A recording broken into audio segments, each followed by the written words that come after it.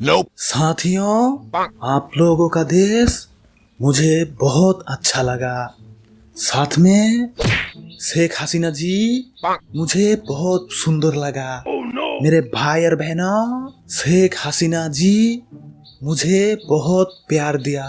उसकी प्यार में मैं अंधा हो गया, इसलिए मैंने इस टाइप का चश्मा पहना। मित्रों, अबे हालाय तो भाषण दिবার লাগছো কেলা? কোর্টরুমে আইছো না স্টেজে আইছো? Order order.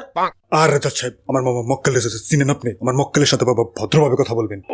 কেলা ভদ্রভাবে কমু কেলা? কে ঠাইতে? তো ধর মিয়া, আপনি মোদিরে চিনেন না? এটা মোদি মিয়া, মোদি দাঁড়ি দূরে রাখছে, তাই চিনা যাইতেছে না।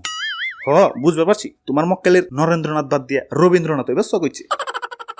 আচ্ছা যাও গা, তাও কাঠ গড়ায় কি করবা লাগছে? ওরে বাপুরে, দেশের জনগণ ওর নামে বেহায়াপনার মামলা করছে। কেলা? ওরে বাপুরে, দেশের জনগণ ওরে এই দেশে আসতে দিব না, তাও বেহায়ার মতো জোর করে আইছে। Nope. অবজেকশন মাই লর্ড, ওরা আসতে দিব না মানে? দেশের সরকারি তো দাওয়াত দিয়ে আনছে, তাই আমার মক্কেল সম্পূর্ণ নিরপরাধ।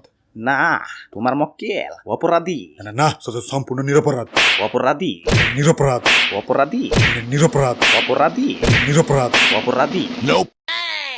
দাদু, মাথা কিন্তু গরম হয়ে যেতেছি। এমনি 3-4 দিন ধরে ফেসবুক বন্ধ, জিএফ এর সাথে চ্যাটিং করতে পারতাছি না।